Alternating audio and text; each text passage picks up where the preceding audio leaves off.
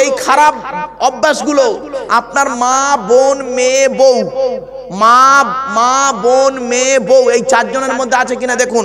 যদি থাকে এই খারাপ গুণগুলো, তাহলে আপনি চোখ বন্ধ করে বলবেন আমার মা বোন বউ মেয়ে যতই নামাজ পড়ুক, তাহাজ্জুদ পড়ুক, কোরআন পড়ুক, জাহান্নামী জাহান্নামী জাহান্নামী।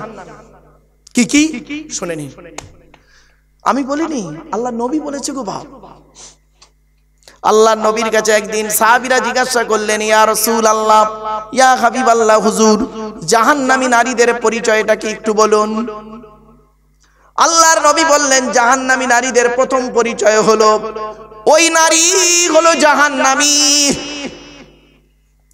ওই নারী হলো জাহান্নামী যে নারী স্বামীর সঙ্গে যখন কথা বলে মেজাজ দিয়ে কথা বলে।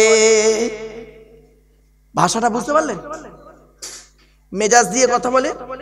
অনেক স্ত্রী আছে দেখবেন, অনেক স্ত্রী আছে দেখবেন গায়ের চামড়াটা সাদা, স্বামীর গায়ের চামড়া কালো। বড় লোকের ঘরের মেয়ে, স্বামী গরিবের ছেলে। শিক্ষিতা মেয়ে, স্বামী লেখাপড়া কম। স্বামীর সঙ্গে কোনো মূল্যই দেয় না, স্বামীর মূল্যই দেয় না। স্বামীকে ভক্তি শ্রদ্ধা তো দূরের কথা, স্বামীকে সম্মান দিয়ে কথাও বলে না। স্বামীর সঙ্গে অনেকে তুই তঙ্কারি করে কথা বলে, ঠিক না ঠিক? আবার অনেক মেয়ে ছেলে আছে, অনেক মেয়ে ছেলে আছে তারা স্বামীর সঙ্গে যখন কথা বলে মেজাজ দিয়ে কথা বলে। দেখতে পারোনি, খেতে পারোনি, দেখতে পারোনি, বাপ রে বাপ কি মেজাজ। আর পাড়ার দুটো যুবক ছেলে এসছে, পাড়ার দুটো যুবক ছেলে এসে বলছে, ভাবি ভালো আছো? তখন ভাবি বলছে, হ্যাঁ ভাই অনেক দিন তোমাদের দেখিনি ভাই। তখন যুবক ছেলে দুটো বলছে, ভাবি তোমার গলার আওয়াজ কত মিষ্টি। তখন ভাবি বলছে, যাক 20 বছরে তোমার ভাই আমাদের চিনতে পারলো না, তোমরাই আমাকে চিনেছো। হ্যাঁ রে, 20 বছর তোর স্বামী তোকে চিনতে পারেনি, দুটো যুবক ছেলে 5 মিনিটে তোকে চিনে ফেলেছে। ওই নারী জাহান্নামী। এই মা বোনেরা শুনে নিন, খবরদার স্বামীর সঙ্গে কোনোদিন কর্কশ ভাষায় কথা বলবেন না, মেজাজ দিয়ে কথা বলবেন না। তাহলে কিভাবে বলবেন? নবীজি বলেছেন স্বামীর সঙ্গে যখন কথা বলবে নরম ভাষায় মুচকে হেসে কথা বলবে। স্বামী যদি খুশি হয়ে যায় তুমি জান্নাতি জান্নাতি জান্নাতি, জোরে বলুন। তোমার ব্যবহারে যদি তোমার স্বামী হকের উপরে নারাজ হয়ে যায়, তুমি যত নামাজ পড়ো রোজা রাখো, তুমি জাহান্নামী জাহান্নামী জাহান্নামী। বাড়ি থেকে বলে গেলাম। এবার আসছি 2 নাম্বার। ওই নারী হলো জাহান্নামী যে নারী স্বামীর দুর্নাম বদনাম বাজারে করে বেড়ায়। 3 নাম্বার হলো ওই নারী জাহান্নামী যে নারী স্বামীর দেওয়া জিনিসকে অবহেলা করে। কিছু বুঝতে পারছেন আমার ভাষা? তুমি কি দিয়েছো? 30 বছর তোমার সংসার করছে, কিচ্ছু দেয়। আচ্ছা ভাই বলেন, আপনি 30 বছর বিয়ে করেছেন, আপনার বাড়িতে আপনার বউ 30 বছর এসছে তো, 6 ছেলের মা হয়েছে, নাতিপুতি হয়ে গেছে। আচ্ছা 30 বছর কার খেয়েছে? বলুন বলুন বলুন। স্বামীর খেয়েছে। কার পড়েছে? সব তো স্বামীর করেছেন, ওর বাপের বাড়িতে সব নিয়ে এসছে। তবুও বলছে 30 বছর আমার কিচ্ছু দাওনি তুমি। আর ওর ভাই একটা ছেঁড়া গেঞ্জি দিয়েছে, ছেঁড়া শাড়ি দিয়েছে, আর ভাই এটা দিয়েছে। ওর ভাইয়ের সুনাম করবে, তোমার সুনাম নেই। বাবাজি কথাটা মূল্য দেবে। 4 নাম্বার হলো ওই নারী হলো জাহান্নামী যে নারী তার স্বামীকে বলে, অনেক নারী বলে আমি ছিলাম বলে তুমি বেঁচে গেছো, আমার মতো মেয়ে বলে তুমি সংসারটা করতে পারলে, অন্য মেয়ে হলে মোটেই পারতে না। তোমার কপাল ভালো বলে আমার সঙ্গে তোমার বিয়ে হয়েছে, আর আমার কপাল ফাটা তাই তোমার সঙ্গে বিয়ে হয়েছে। নইলে তোমার আগে আমার কত ভালো ভালো ছেলে ছিল, মাস্টার ডাক্তার ইঞ্জিনিয়ার প্রফেসর, ওই সব ডবল করে বিয়ে ওদের।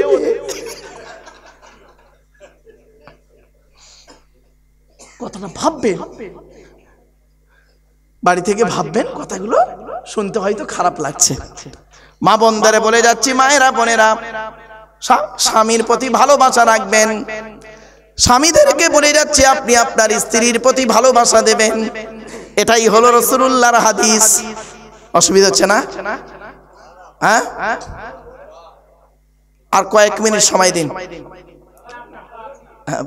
আসলে কি জানেন ব্যাপারটা কি, আমি তো উপরে বসে আছি, আপনারা নিচে বসে আছেন।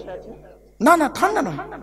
ব্যাপারটা কি, মুখের দিকে তাকালে না, শ্রোতার মুখের দিকে তাকালে কিছুটা অনুভব করতে পারে বক্তা। কলেজ ইউনিভার্সিটির ছেলে মেয়ে পড়ায়, ক্লাসের কোন স্টুডেন্টটা অন্যদিকে মন করে বসে আছে, ও এখানে মনটা, দেহটা আছে, মনটা পড়ে আছে অন্যদিকে, বোঝা যায়। টিচারটা তো উপরে থাকে, দাঁড়িয়ে দাঁড়িয়ে পড়াই তো টিচার, বুঝতে পারে যে মনটা ওর এখানে কোন রকম পালাতেও পাচ্ছে না আর বসে থাকতেও পাচ্ছে না, দুইয়ের মাঝখানে পড়ে আছেন। টেনশন নেই, চলুন। স্বামীদেরকে বলে যাচ্ছে, এই স্বামীরা তোমরা তোমাদের স্ত্রীদেরকে কয়েকটা শিক্ষা দেবে, অনুরোধ করে স্বামীদেরকে বলে যাচ্ছি। 1 নাম্বার, নবীজি বললেন, এই স্বামীরা তোমরা তোমাদের স্ত্রীদের 17টা শিক্ষা দান করবে। কটা? তা বউকে কটা শিক্ষা দিয়েছেন? একটাও তো দেননি। হাতে ধরে পায়ে ধরে বলে যাচ্ছি, এই কটা শিক্ষা অন্তত স্ত্রীকে দেবেন, তবে আপনি আদর্শবান স্বামী বলে পরিচয় লাভ করবেন কিয়ামতের মাঠে। 1 নাম্বার, নবীজি বললেন, আসসালামু ক্বাবলাল কালাম। স্বামী স্ত্রী যখন কথাবার্তা বলবে, একে অপরকে সালাম দেওয়া নেওয়া করবে, আল্লাহর রহমত, মহব্বত, ভালোবাসা আল্লাহ বাড়িয়ে দেবে। বউকে কোনোদিন সালাম দিয়েছেন? না। শালিকে সালাম দিচ্ছে, শালিকে, আরো দাদার শালিকে ঘন ঘন মোবাইলে মিস কল, তোর মোবাইল বাস্ট করবে। 2 নাম্বার হলো, এই স্বামীরা তোমরা তোমাদের স্ত্রীদেরকে এই শিক্ষা দান করবে, তারা যেন কোনোদিন কাবা শরীফের দিকে মুখ করে কোনোদিন থুতু যেন না ফেলে। তারপরে বলা হলো, তোমরা তোমাদের স্ত্রীদেরকে এই শিক্ষা দান করবে, তারা যেন কোনোদিনই কাবা শরীফের দিকে মুখ করে কোনোদিনই পেশাব পায়খানা যেন না ফেরে। তারপরে বলা হলো, তোমরা তোমাদের স্ত্রীদেরকে এই শিক্ষা দেবে, তারা যেন কোনোদিনই কাবা শরীফের পেছন ফিরে যেন পেশাব পায়খানা যেন না ফেরে। তারপরে বলা হলো, তোমরা তোমাদের স্ত্রীদেরকে এই শিক্ষা দেবে, তারা যেন কোনোদিন গোসলখানায় পেশাব যেন না ফেরে। তারপরে বলা হলো, তোমরা তোমাদের স্ত্রীদেরকে এই শিক্ষা দেবে, তারা যেন কোনোদিন গোসলখানায় উলঙ্গ অবস্থায় গোসল যেন না করে। তারপরে বলা হলো, তোমরা তোমাদের স্ত্রীদেরকে এই শিক্ষা দান করবে, তারা যেন কোনোদিন হাতের চুড়ি, কি বলেন হাতের চুড়ি তারা যেন কোনোদিন দুটো ব্যবহার যেন না করে। খবরদার, মেয়েদেরকে নিষেধ করেছেন নবীজি, খবরদার, একটা হাতে দুটো চুড়ি পরবে না, এক হাতে একটাই চুড়ি পরবে। যাক, সোনাওয়ালারা বেঁচে গেল, রাগ করো না বাবা, সোনাওয়ালারা বেঁচে গেল। কি চালাক রে, বালা করবে, ঠিক বলে। এই বাপ, রুলি রুলি রুলি উরি সর্বনাশ, এইরকম মোটা রুলি মলি সাহেব বলেছে। আমার বাপেরা শুনে রেখে দিন। এরপরে বলা হয়েছে, এই স্বামীরা তোমরা তোমাদের স্ত্রীদেরকে এই শিক্ষা দান করবে, তারা যেন কোনোদিন মাথার বালিশ, কি বলেন মাথার বালিশ তারা কোনোদিন যেন দুটো ব্যবহার যেন না করে। স্বামী স্ত্রী যখন ঘুমাবে, একটি মাত্র লম্বা বালিশে মাথা রেখে ঘুমাবে দুজনে। নবীকে জিজ্ঞাসা করা হলো, ইয়া রাসূলুল্লাহ, স্বামী স্ত্রী যদি এক বালিশে মাথা রেখে ঘুমায় কি হবে? আল্লাহর নবী বলেন, স্বামী স্ত্রী যদি এক বালিশে মাথা রেখে ঘুমায়, আল্লাহর রহমত, মহব্বত, ভালোবাসা আল্লাহ বাড়িয়ে দেবে। এই ওয়াজটা শোনার পরে আমার মুরব্বী বাবাজিরা অনেকে মনে মনে বলছে, ওরে মারুফ, 20 বছর আগে কেন ওয়াজটা গঙ্গাধরে করলিনি? তোর চাচি আর শুতে নেয় না। ও বাবা, দোষটা কি আমার বাপের তো দোষ, আমার বাপ বে করতে দেরি করেছিল। এরপরে বলা হয়েছে, এই স্বামীরা তোমরা তোমাদের স্ত্রীদেরকে এই শিক্ষা দান করবে, তারা যেন কোনোদিন নামাজ কাজা যেন না করে, 5 ওয়াক্ত নামাজের শিক্ষা দেবে। স্বামী জাহান্নামে যাবে যদি স্ত্রীকে নামাজের শিক্ষা না দেয়। ও স্বামী তো নিজেই নামাজ পড়ে না, দেখেছেন? অসুবিধা হচ্ছে না? এরপরে বলা হয়েছে, এই স্বামীরা তোমরা তোমাদের স্ত্রীদেরকে এই শিক্ষা দান করবে, তারা যেন কোনোদিন স্বামীর পরিবারকে যেন অভক্তি যেন না করে। স্বামীর পরিবার কারা? স্বামীর বাপ, স্বামীর মা, স্বামীর ভাই, স্বামীর বোন, স্বামীর আত্মীয়। এত সোজা মনে করলেন? এরপরে বলা হলো তুমি তোমার স্ত্রীদেরকে এই শিক্ষা দান করবে, তারা যেন কোনোদিন পাপ কাজে যেন লিপ্ত না হয়। তুমি তোমার স্ত্রীকে এই শিক্ষা দান করবে, আদবের শিক্ষা দেবে, ভাষা শিক্ষা দেবে, স্বামী স্ত্রীর মধ্যে ভক্তি, শ্রদ্ধা, স্নেহ, মায়া, মমতা, একে অপরের প্রতি ভালোবাসা থাকবে, তবেই হবে স্বামী স্ত্রীর মহব্বত ও ভালোবাসা। কি বুঝলেন? আজকে স্বামী স্ত্রীর মহব্বত ও ভালোবাসা উঠে গেছে, এখন হয়েছে কি জানেন? স্বার্থের ভালোবাসা। এই জন্য অনুরোধ করে বলে যাচ্ছি মা বোনদেরকে, স্বামী জিনিসটা কি মূল্যায়ন করতে শিখুন। আল্লাহর নবীর ছোট মেয়ে ফতেমা কি করেছেন শুনুন। মা ফতেমা যখন স্বামীর বাড়ি যাচ্ছিলেন, সেই দিন আল্লাহর নবী ফতেমাকে কি বলেছিলেন? ফতেমা, কি হলো ব্যাস,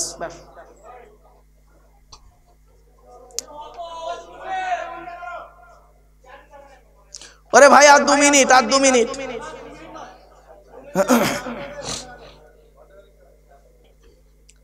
শুনে নিন, এদিকে কথাটা শুনুন, লাভ হবে আপনাদের। আপনি এগুলো মূল্যায়ন করুন না, এখানে শুনবেন হাসে বাড়ি যাবেন না, আপনি কালকে ওগুলোকে প্র্যাকটিক্যাল করবেন। আপনার স্ত্রীর মধ্যে এই গুণগুলো আছে কিনা দেখবেন, আপনার মেয়ের মধ্যে, মায়ের মধ্যে এই গুণগুলো আছে কিনা দেখবেন। নবীজি বলেছেন, খবরদার এই নারীরা বিনা কারণে স্বামীর বিছানা ছেড়ে অন্য বিছানায় রাত কাটাবে না। ওই নারীর প্রতি আল্লাহর গজব পড়বে, ওই নারীর প্রতি আল্লাহর গজব যে নারী বিনা কারণে স্বামীর বিছানা ছেড়ে দিয়ে অন্য বিছানায় রাত কাটাবে। এরপরে বলা হয়েছে ওই নারীর প্রতি গজব পড়ে যাবে আল্লাহর যে নারী নিজের রূপটাকে স্বামী ছাড়া অন্যের কাছে প্রকাশ করে। মায়েরা বোনেরা, নিজের রূপটাকে স্বামীর কাছে প্রকাশ করো। আর তুমি করেছো কি, স্বামীর সামনে যখন থাকো তোমার কোনো পরিপাটি থাকে না, আর অন্যের কাছে যখন মানে স্বামী ছাড়া দেওরের মোটর সাইকেলে যখন বেরো তখন তোমার রূপের বাহাদুরি বেরিয়ে যায়, তাই না? মনে রেখো, নারী যখন বাড়ির বাইরে বেরোয় সেজে গুজে, ওই নারীর পিছনে শয়তান চলে যায়, শয়তান যেতে শুরু করে, ওই নারীটাকে জাহান্নামে আগে নিয়ে যাবার লাইন করে। অনুরোধ করে বলে যাচ্ছি, স্বামীর কাছে নিজের রূপটাকে রেখে দাও। তুমি তোমার রূপ দেখার জন্য আব্দুল্লাহ কিল মারুফ এখানে আসে নাই, তোমার রূপ দেখবে তোমার স্বামী। হ্যাঁ, তোমার মধ্যে পর্দা নাই, তোমার মধ্যে শরিয়াতের কোনো আমল নাই, তুমি মনে করেছো জান্নাতি। এত সহজ? ইয়াং বয়সে তুমি কটা ছেলের নষ্ট করেছো তার ঠিক নেই। বিয়ে হয়েছে, তোমার স্বামী বাড়ি থাকে না, দিল্লি, বোম্বাই, মিরাট, সুরাট, গুজরাট, হায়দ্রাবাদ, আহমেদাবাদ, লখনৌ, বেনারস, আসাম, ত্রিপুরা, মেঘালয়, মণিপুর, ইম্ফল, যোধপুর, জয়পুর, ভাইজাগ, তারা সেখানে থাকে, কষ্ট করে কাজ করে, সোনার কাজ, গড়ির কাজ, বলের কাজ, ছেঁড়াইয়ের কাজ, ধুলের কাজ। শুধু তাই নয়, কি কষ্ট করে তারা সেখানে থাকে বাবা আমি কম বেশি জানি। আমি জানি কাল সকাল হলেই আমাকে ছুটতে হবে এক জায়গায়, এখান থেকে ডাইরেক্ট আমি এয়ারপোর্ট যাব, আমি বুঝতে পারি সেগুলো। তুমি স্বামী স্ত্রী, তোমার স্বামী তোমাকে রেখে গেছে, আর তুমি করেছো কি? তোমার স্বামীর সঙ্গে বেঈমানি করেছো। কিরকম বেঈমানি? তোমার স্বামী তোমাকে বিশ্বাস করে রেখে গেছে, আর তুমি করেছো কি? মোবাইল দিয়ে গেছে তোমাকে শখ করে, তার সঙ্গে ভিডিও কল করার কথা, আর তুমি তোমার ইয়াং বয়সের দুটো চ্যাংড়া ছেলে ছিল, তাদের সঙ্গে ভিডিও কল করছো, তাদের সঙ্গে পাপ কাজে লিপ্ত, পরকীয়ায় লিপ্ত হচ্ছো। জাহান্নামী নারী তোমার মতো নারী। এজন্য বলে যাচ্ছি, শুনে নিন, এই বাবাজিরা শুনে নিন, এই ছেলেরা, তোমরা যখন বিদেশে যাবে, অন্য রাজ্যে যখন যাবে, বউকে তার মায়ের বাড়িতে রেখে যাবে না, খবরদার। বউকে বউয়ের মায়ের কাছে রাখবে না, খবরদার। বউকে তোমার মায়ের কাছে রেখে যাবে। বউকে যদি তোমার মায়ের কাছে রেখে যাও, তখনই তুমি বুঝবে তোমার বউটা অরিজিনাল ভাবে আছে। কেন বললাম খুলে বলবো, একটু শুনে নিন, যদি ভুল বলি ভালো করে শিখে নিন। ধরুন আপনার বউ তার মায়ের বাড়িতে দিয়েছেন, ওই মেয়েটা আপনার স্ত্রী মায়ের পাশে শুয়ে আছে, মানে মেয়েটা মায়ের পাশে শুয়ে আছে, শুয়ে শুয়ে মোবাইলটা নিয়ে করছে কি, অন্য কোনো ছেলের সঙ্গে কথা বলছে। ভালো করে শুনুন, ছেলের সঙ্গে কথা বলছে। তখন করছে কি, দেখবেন যদি ছেলের সঙ্গে কথা বলে, ছেলের সঙ্গে কথা বলছে, তখন আপনার শাশুড়ি কি বলবে জানেন? এই এই এসব করিস নি, ছাড়, হাট হাট, এসব করিনি, ছেড়ে দে, এই ফোন কাট, এইটুকুই বলবে, এর বেশি কিছু বলবে না। ঠিক না ঠিক? আর তোমার মায়ের কাছে যদি তোমার বউকে রেখে যাও, আর তোমার বউ যদি অন্য কোনো ছেলের সঙ্গে কথা বলে, তোমার মায়ের বুকে আঘাত লাগবে, সেই কথাটা তোমার মাই তোমাকে জানাতে পারবে সঠিক। ছি ছি ছি, আস্তাগফিরুল্লাহ, তওবা, আমার বউমা আমার ছেলের সঙ্গে কথা না বলে আজকে অন্য ছেলের সঙ্গে কথা বলছে। এখানেই বুঝতে পারবেন শাশুড়ি হওয়াটা এত সহজ জিনিস নয়, শ্বশুর হওয়াটা এত সহজ জিনিস নয়। মনে রাখবেন, অনুরোধ করে কথাগুলো বলে যাচ্ছি, বাড়িতে গিয়ে ভাববেন, এই কথাগুলো যদি আমি আপনাদেরকে না বলি, কিয়ামতের মাঠে আল্লাহ আমার জবানটাকে টেনে ছিঁড়ে নেবে। আল্লাহ কিয়ামতের মাঠে ধরবে, এই আব্দুল্লাহ কিল মারুফ, গঙ্গাধরপুরের মানুষ তোকে দাওয়াত করে নিয়ে গিয়েছিল, কি ওয়াজগুলো করেছিলিস বল। তাই আমি বাস্তব কথাটাকে আমি আপনাদেরকে বলে গেলাম, বাবা স্ত্রীর দায়িত্ব পালন করুন। কিয়ামতের মাঠে পুরুষ, এ পুরুষ জাতি, এ নারী জাতি, কিয়ামতের মাঠে 10 রকমের প্রশ্নের উত্তর দিতে হবে। করকম? পুরুষকে 10 রকমের উত্তর দিতে হবে, 10 রকম প্রশ্নের উত্তর দিতে হবে পুরুষকে কিয়ামতের মাঠে। আর নারীকে 10 রকমের প্রশ্নের উত্তর দিতে হবে। কি কি? একটু দয়া করে শুনে যান। 1 নাম্বার, পুরুষকে প্রশ্ন করা হবে কিয়ামতের মাঠে, আল্লাহ বলবেন 2 রকমের প্রশ্ন হবে। কি? একটা আল্লাহর তরফ থেকে প্রশ্ন, একটা বান্দার তরফ থেকে প্রশ্ন। আল্লাহর তরফ থেকে প্রশ্ন হবে কি, এই তুই আমাকে 100% বিশ্বাস করেছিলিস? তুই 5 ওয়াক্ত নামাজ পড়েছিলিস? তুই রোজা রেখেছিলিস? ইত্যাদি ইত্যাদি। তো আপনি কি বলবেন? আল্লাহ, আমি শিরক করিনি, নামাজ মাঝে মাঝে পড়েছি, রোজা মাঝে মাঝে করেছি, ছেড়ে দিয়েছি। তো আল্লাহ, আপনি তো বলেছেন শিরককারীর গুনাহ মাফ করব না, বাকি গুনাহ মাফ করলে করতে পারি। তা আপনি দয়া করে মাফ করে দিন, লা তাকনাতু মির রাহমাতিল্লাহ, আপনি তো নিজেই বলেছেন। তো আল্লাহ বলবেন, যা, ইচ্ছা করলে আল্লাহ মাফ করে দিতে পারে। কিন্তু বান্দার তরফ থেকে যে প্রশ্নগুলো হবে, ওই প্রশ্নটা আপনি ধরা পড়বেন 100%। কি প্রশ্ন হবে শুনে নিন। বান্দার তরফ থেকে প্রশ্ন হবে, 1 নাম্বার, পুরুষ তুমি পিতা, এই স্বামী হিসাবে কতটা পারফেক্ট? কি হিসাবে? স্বামী হিসাবে কতটা ভালো ছিলে? আল্লাহর নবী এবং কোরআন, এই সংবিধান কোরআন আর নবীর হাদিস যেভাবে তোমাকে স্বামী হিসাবে থাকতে বলেছিল, তুমি সেইভাবে ছিলে? তুমি তোমার স্ত্রীর হকটা ঠিকমতো আদায় করেছো? কিয়ামতের মাঠে উত্তর দিতে হবে। 2 নাম্বার হলো, পিতা হিসাবে কত ভালো ছিলে? পিতা হিসাবে ছেলে মেয়ের দায়িত্ব পালন করেছো? পিতা হিসাবে দায়িত্ব পালন করুন। 3 নাম্বার হলো, ছেলে হিসাবে কতটা দায়িত্ব পালন করেছেন? পিতামাতার হক আদায় করেছেন? পিতামাতার সেবা যত্ন করেছেন? দায়িত্ব পালন করুন। তারপরে আসছি, ভাই হিসাবে কতটা ভালো ছিলেন? চাচা হিসাবে কতটা ভালো ছিলেন? মামা হিসাবে কতটা ভালো ছিলেন? আর ফুপা হিসাবে কতটা ভালো ছিলেন? দেবর হিসাবে কতটা ভালো ছিলেন? দুলা ভাই হিসাবে কতটা ভালো ছিলেন? দাদু হিসাবে কতটা ভালো ছিলেন? নানা হিসাবে কতটা ভালো ছিলেন?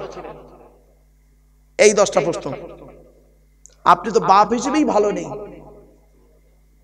ছেলে হিসাবেই তো ভালো ছিলেন না, তো আপনি আবার বলছেন আমি জান্নাতি? এত সহজ নয় বাপ। আপনি আপনার দায়িত্বটা পালন করে যান। আপনারা এখানে যারা বসে আছেন, কেউ বাপ, কেউ ভাই, এই জিনিসগুলো আপনার মধ্যে থাকতে হবে বাবা। দয়া করে মেহেরবানি করে এই দায়িত্বগুলো একটু পালন করে যান। কবরে শুতে হবে, অন্ধকার নীরব নগরে যেতে হবে। একবার দরুদ শরীফ, আল্লাহুম্মা সাল্লি আলা।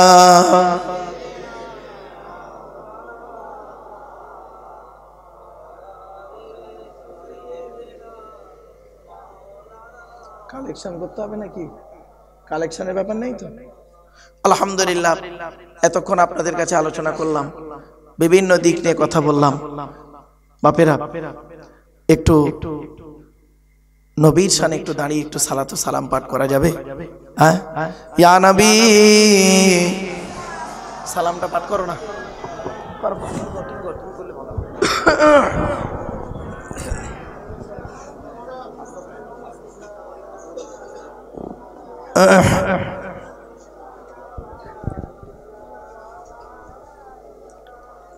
দয়াময় আল্লাহ যিনি কি নিয়ামত পাঠালেন তিনি, চিনিল না মক্কা বাসিনী, চিনিল বনের হরিণী। ইয়া নবী সালামুন আলাইকা, সালামুন আলাইকা ইয়া হাবিব, সালামুন আলাইকা, সালাম ইয়া নবী সালাম লও আমার, ইয়া রাসূল সালাম লও সবার, ইয়া হাবিব সালাম লও এই জলসার আমরা যে নাদান গুনাহগার। ইয়া নবী সালামুন আলাইকা, ইয়া রাসূল সালামুন আলাইকা, ইয়া হাবিব সালামুন সালাওয়াতুল্লাহ আলাইকা। সকলে বসে যান। ইয়া রাব্বি সাল্লি সাল্লিম দাইমান আলা নবী খায়র খালকুল আহমেদ বেজায় রহমত দরুদ। সকলে বিসমিল্লাহ সূরা ফাতিহা শরীফ একবার, 3 বার সূরা ইখলাস কুল আল্লাহ বেজোর সঙ্গে কয়েকবার দরুদ শরীফ পাঠ করুন। অনেকে কোরআন শরীফ খতম করেছেন, তবে আমার ধারণা ঠিক হতে পারে, ভুল হতে পারে। এখানে যত পুরুষ বসে আছেন, বেশিরভাগ পুরুষ কোরআন পড়তে পারে না, ঠিক না বেঠিক? আর যত মেয়ে ছেলে বসে আছে, বেশিরভাগ মেয়ে ছেলে কোরআন পড়তে পারে, ঠিক না বেঠিক? আচ্ছা, এটা কেন হলো? জলসা তো ছেলেরা দেয়, মেয়েরা তো চাঁদা দেয় শুধু। তাহলে বুঝতে হবে ছেলেদের কিছু ভুল হয়েছে। যারা কোরআন পড়তে পারেন না তারা কজন দায়ী তাদের জন্য জানেন? যিনি কোরআন পড়তে পারেন না তার জন্য 6 জন দায়ী। কজন? 6 জন দায়ী। 1 নাম্বার, যে পড়তে নিজে পারে না সে নিজে দায়ী। 2 নাম্বার, তার জন্মদাতা বাপ দায়ী। 3 নাম্বার, তার পেটে ধরা মা দায়ী। 4 নাম্বার, তার শ্বশুর দায়ী। 5 নাম্বার, তার শাশুড়ি দায়ী। 6 নাম্বার হলো যারা বিয়ের দেখাশোনায় গেছে তারা দায়ী। যারা বিয়ের দেখাশোনায় গেছে তারা দায়ী। কেন? আপনারা মেয়ে দেখতে গিয়ে মেয়েকে বলেছিলেন তোমার নাম কি, তোমার বাপের নাম কি, তোমার মায়ের নাম কি, তুমি কোরআন পড়তে পারো কিনা? মেয়েটা বলেছিল হ্যাঁ পড়তে পারি। বললেন পড়ো। কত লোকের সামনে মেয়েটার কোরআন পড়া শুনেছিলেন, তাই না? কই মেয়ের তরফ থেকে যখন ছেলের বাড়িতে গিয়েছিলেন ছেলে দেখতে, ছেলেকে কি জিজ্ঞাসা করেছিলেন? তোমার নাম কি, তোমার বাপের নাম কি, তোমরা ক ভাই বোন, তুমি কি ইনকাম করো? একবারও জিজ্ঞাসা করেছেন এই ছেলে কোরআন পড়তে পারো, 5 ওয়াক্ত নামাজ পড়তে জানো, ওযুর ফরজ জানো, গোসলের ফরজ জানো, নাপাক থেকে পাক হতে হয় কিভাবে জানো? একবারও জিজ্ঞাসা করেননি। যারা যারা করেননি কিয়ামতের মাঠে আল্লাহ তাদের ধরবে, এটা মনে রাখো। ফলে কি দাঁড়িয়েছে?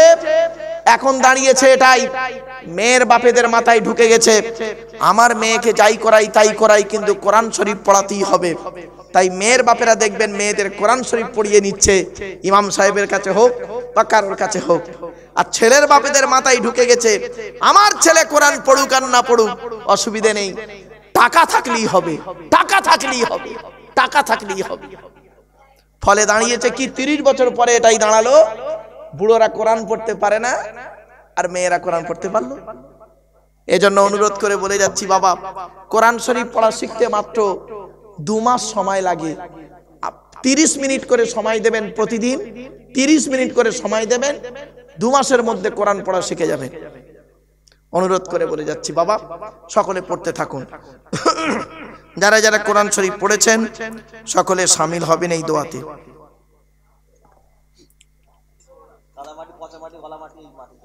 ও তাই, 1 নম্বর মাটিটা কি ছিল? শুধু মাটি। তো মাটির কত রকম গুণ ছিল? অনেক রকমের গুণ আছে। সাদা মাটি, লাল মাটি, কালো, পৃথিবীর বিভিন্ন জায়গার মাটি ছিল, ঠিক না বেঠিক? এজন্য আদমের সন্তানের ভিতরে প্রত্যেকের মেজাজ কিন্তু বিভিন্ন রকম, ঠিক না বেঠিক? কারোর মেজাজ এক নেই। তো যেমন মাটির এক একটা গুণাগুণ আছে, ঠিক আদমের সন্তানেরও এক একটা গুণাগুণ ব্রেনের মধ্যে আছে। অভ্যাস, বুঝতে পারছেন না ভাষা? প্রত্যেকে দেখবেন কারোর মস্তিষ্ক এক নেই। মেজাজ, মন, মস্তিষ্ক, চিন্তা, ভাবনা, চেতনা, বিবেক, বুদ্ধি এক নয়। ঠিক মাটির যেমন গুণাগুণ এক নয়। যেমন দেখবেন একটা মাটি আছে, আপনারা আমরা দোআঁশ মাটি বলি, আপনারা কি বলেন? দোআঁশ মাটিতে দেখবেন অনেক কিছু হয়। আবার বালি মাটিতে পৃথিবীর কয়েক কটা বস্তু হয়। এই হুগলি জেলার বর্তমানে মাটিকে আমি সোনার মাটি বলি, কেন জানেন? এই বালি মাটিতে ধান হয়, গমও হয়, পাটও হয়, আলু হয়। বাকি সবজিগুলো করতে গেলে একটু অসুবিধা হবে, ঠিক না বেটি? আবার দেখবেন এঁটেল মাটি, জানেন এঁটেল মাটি? এঁটেল মাটি আবার শক্ত, সেটা আবার অনেক কিছু কাজে লাগে। আবার লাল মাটি দেখেছেন, বাঁকুড়া, পুরুলিয়ার লাল মাটি। একবার যদি মোটরসাইকেলে স্লিপ খেয়েছেন, একবার যদি স্লিপ খেয়েছেন ওই বাঁকুড়া মাটিতে, ব্যাস বাপেরা বাড়ি থেকে ভাববেন। মাটির ব্যাপক আলোচনা, জাস্ট আপনাদের বোঝার জন্য একটু বলে দিচ্ছি। আপনারা ঠিক এইভাবে বুঝবেন যে মাটির মধ্যে যেমন বিভিন্ন কোয়ালিটি কোয়ান্টিটি আছে, তো আদম সন্তানের ভিতরে এইরকম বিভিন্ন কোয়ালিটি কোয়ান্টিটির মানুষ আছে। ক্লিয়ার? সকলে পড়তে থাকুন বাবা।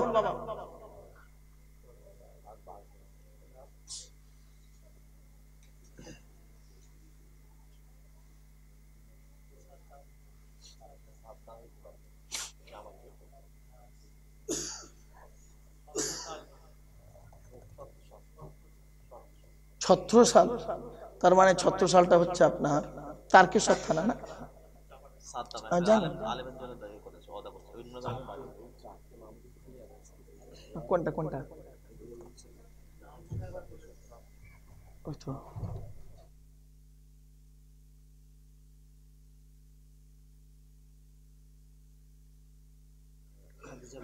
কি করেছে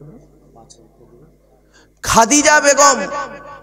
মা আমার দিয়েছে জলসার জন্য 5000 টাকা। বলুন সুবহানাল্লাহ, জোরে বলুন মারহাবা। নারে তাকবীর, নারে তাকবীর। তোরা দে যাকাত, দে যাকাত, দে রে যাকাত। তোরা দে যাকাত, দে যাকাত, দে রে যাকাত। যাকাত না দিলে তোরা পাবি না নাজাত। সালেমান মুসলিম তো পুরুষ বাচ্চা ছেলে। আচ্ছা, সালেমান তার বাপ দিয়েছে, দেবে, বাপ দেবে, ছেলের জন্য বাপ দিচ্ছে 5000 টাকা। নারাই তাকবীর, নারাই তাকবীর। দুনিয়াতে তোর কত বাড়ি ছিল, অনেক টাকা করি। দুনিয়াতে তোর কত বাড়ি ছিল, অনেক টাকা করি। আখেরাতে দেখবি গিয়ে শুধুই খালি হাত। তোরা দে যাকাত।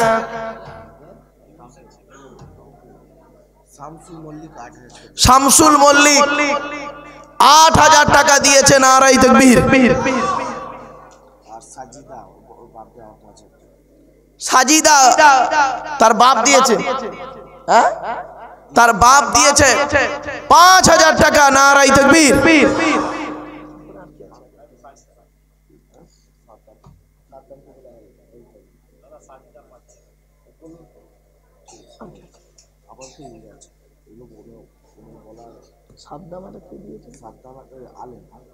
ও সাদ্দাম ভাই দিয়েছে একজন আলেমকে, বলুন নারায়ে তাকবীর।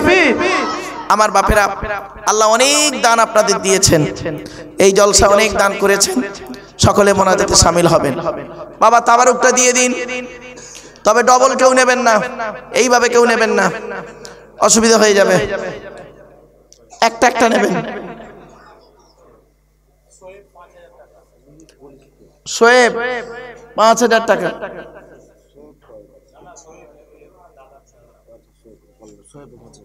শোয়েব 5000 টাকা।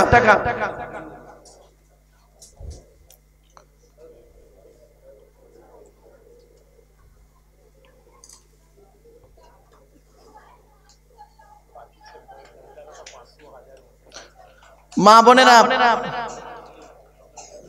মায়েরা বোনেরা 500 1000 অনেকে দিয়েছেন, সকলে দানকে আল্লাহ কবুল করুন, বলুন আল্লাহুম্মা আমিন।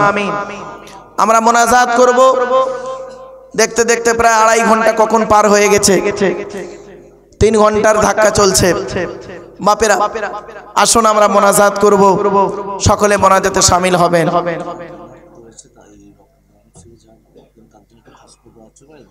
বাপেরা আজকের আমি একটা খবর শুনলাম, এখানে রক্তদান শিবির হয়েছে। মনে রাখবেন রক্তদান শিবির যে কত উপকারিতা।